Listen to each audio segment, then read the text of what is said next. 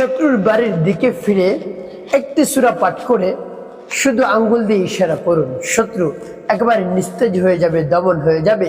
শত্রু আপনার বিরুদ্ধে আর মুখ খুলতে পারবে না, আপনার ক্ষতি করতে পারবে না। যত বড় শক্তিশালী শত্রু আপনার থাক না কেন, শত্রুর যদি অনেক জনবল থাকে, শক্তি থাকে, অনেক সম্পদের মালিকও যদি সে থাকে, তো সে কিছু আপনাকে করতে পারবে না। আপনি যদি শত্রুর বাড়ির দিকে ফিরে সূরাটি পাঠ করে আঙ্গুল দিয়ে ইশারা করতে পারেন। প্রিয় ভাই বোনেরা, আপনার জানের শত্রু, মালের শত্রু, সম্পদের শত্রু, সম্মান নষ্ট করে আপনার শত্রু, হাটে ঘাটে মাঠে রাস্তাঘাটে যেখানে আপনার সাথে দেখা হয়, আপনার শত্রু আপনার একেবারে ক্ষতি করে যাচ্ছে, আপনি কিছুই করতে পারছেন না, শুধু মুখ বুঝে বুঝে সহ্য করে যাচ্ছেন। যদি কোনো প্রতিবাদ জানান তাহলে আরো বেশি আপনার ক্ষতি করে। আপনি প্রতিবাদ জানাইলে ক্ষতি করে, বা অন্য কারোর মাধ্যমে যদি আপনি প্রতিবাদ জানান তাহলে তারপরেও আপনার শত্রু আপনার অনেক ক্ষতি করে, পুরো পরিবারের উপরও ক্ষতি করে। প্রিয় ভাই বোনেরা, এরকম মারাত্মক শক্তিশালী শত্রুকে শায়েস্তা করুন, একেবারে দমন করে ফেলুন, একেবারে নিস্তেজ হয়ে পড়বে। প্রিয় ভাই বোনেরা, আপনি দোয়াটি কখন কিভাবে পাঠ করবেন আমি বলে দিচ্ছি। তাই বিস্তারিত জানার জন্য, আমলটি শিখে রাখার জন্য ভিডিওটি না টেনে না কেটে ধৈর্য এবং মনোযোগ সহকারে শেষ পর্যন্ত দেখতে থাকুন, তাহলে আপনি অবশ্যই সঠিক নিয়মে আমলটি করতে পারবেন। আর যদি টেনে টেনে কেটে কেটে দেখেন তাহলে দেখা যায় অনেক জায়গা বাদ পড়ে যাবে, আপনি সঠিক নিয়মে আমলটি করতে পারবেন না। তো প্রিয় ভাই বোনেরা, আমলটি করার শুরুতে আপনাকে কি করতে হবে? আপনার কাছে শত্রুর নাম, শত্রুর মায়ের নাম রাখতে হবে, অর্থাৎ একটি কাগজের মধ্যে আপনি শত্রুর নাম, শত্রুর মায়ের নাম লিখে রাখবেন।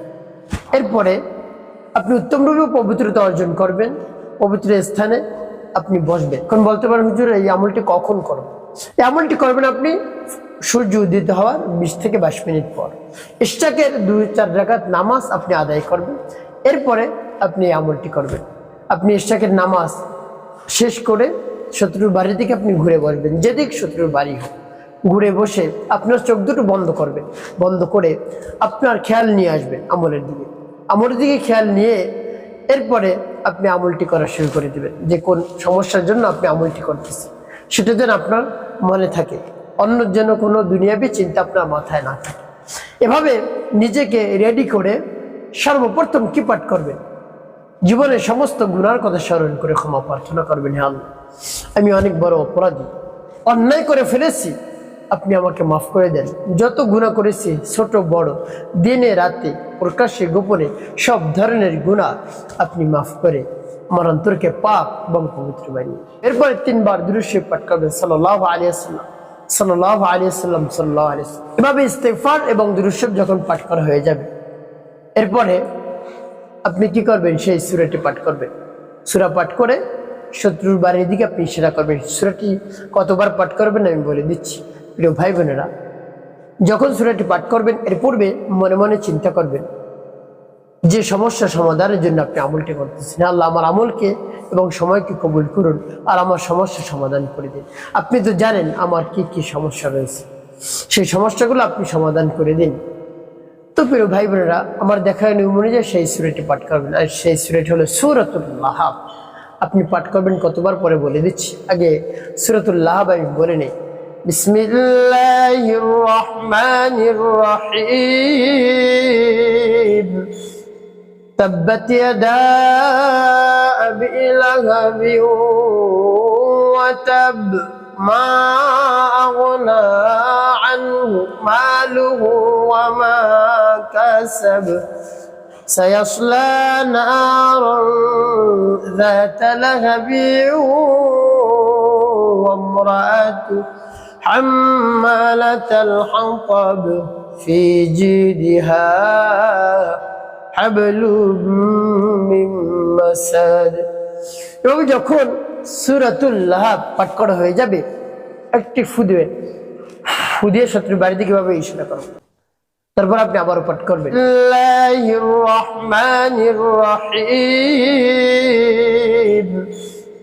তাব্বাত ইয়াদা আবি লাহাবি ওয়া তাব মা আগনা আনহু মালুহু ওয়া মা কাসাব سيصلى نارا ذات لهب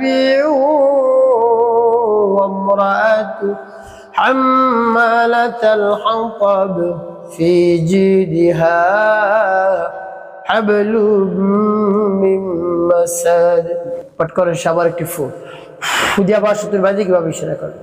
তারপর আপনি মনে দরদ নিয়ে আবারও পাঠ করবেন। বিসমিল্লাহির রহমানির রহিম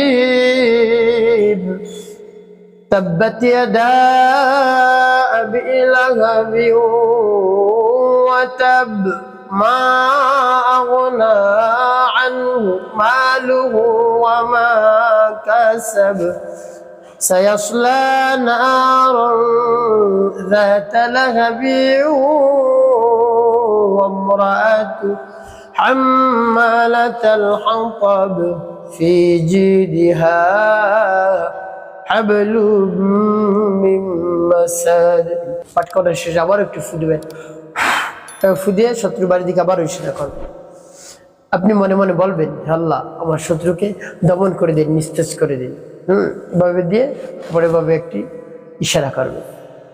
শেষে 5 বার দুরূদ বিরাম পাঠ করবেন। আল্লাহুম্মা সাল্লি আলা মুহাম্মাদিন ওয়া আলা আলি মুহাম্মাদ কামা সাল্লাইতা আলা ইব্রাহিম ওয়া আলা আলি ইব্রাহিম ইন্নাকা হামিদুম মাজিদ। আল্লাহুম্মা বারিক আলা মুহাম্মাদিন ওয়া আলা আলি মুহাম্মাদ কামা বারাকতা আলা ইব্রাহিম ওয়া আলা আলি ইব্রাহিম ইন্নাকা হামিদুম মাজিদ। আল্লাহুম্মা সাল্লি আলা মুহাম্মাদিন ওয়া আলা আলি মুহাম্মাদ কামা সাল্লাইতা আলা ইব্রাহিম وعلى آل إبراهيم إنك حميد مجيد। اللهم بارك على محمد وعلى آل محمد كما باركت على إبراهيم وعلى آل إبراهيم إنك حميد مجيد। اللهم صل على محمد وعلى آل محمد كما صليت على إبراهيم وعلى آل إبراهيم إنك حميد مجيد। اللهم بارك على محمد وعلى آل محمد كما باركت على إبراهيم وعلى آل إبراهيم إنك حميد مجيد।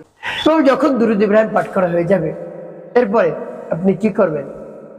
দুরূদ ইব্রাহিম পাঠ করা হয়ে গেলে এরপরে সাথে সাথে আপনি আল্লাহ রাব্বুল আলামিনের দরবারে হাত উত্তোলন করবেন। সেই স্থানে বসে শত্রুর বাড়ির দিকে ফিরেই, হে আল্লাহ, আপনি হলেন আমাদের খালিক, আমাদের মালিক, আমাদের হায়াত দাতা, জীবন দাতা, রিজিক দাতা, সব কিছু আপনি দিয়ে থাকেন। আল্লাহ, হে আল্লাহ, আমি শত্রুর আক্রমণে একেবারে অতিষ্ঠ হয়ে পড়েছি, পেরেশানির মধ্যে পড়ে গেছি, অনেক ক্ষতি শত্রু করে। আল্লাহ, কি করব? অস্থির হয়ে পড়েছি। আপনি শত্রুকে দমন করে দিন, নিস্তেজ করে দিন, শত্রুর মনকে নরম করে দিন, গলিয়ে দিন, সে যেন আমার সাথে ভালো ভালো ব্যবহার করে, আমার ক্ষতি না করে, উপকারে যেন কাজ করে। আল্লাহ এভাবে আল্লাহ রাব্বুল আলামিনের কাছে মন খুলে প্রাণ ভরে বিশ্বাস নিয়ে বলবেন, অবশ্যই আল্লাহ রাব্বুল আলামিন আপনার দোয়া দরখাস্ত কবুল করে নেবেন ইনশাআল্লাহ। একটি কাজ করতে হবে, 5 ওয়াক্ত নামাজ আপনাকে আদায় করতে হবে, মানুষের কল্যাণে খিদমতে কাজ করবে, অবশ্যই আপনার জীবন হবে সুখময় এবং শান্তিপূর্ণ ইনশাআল্লাহ।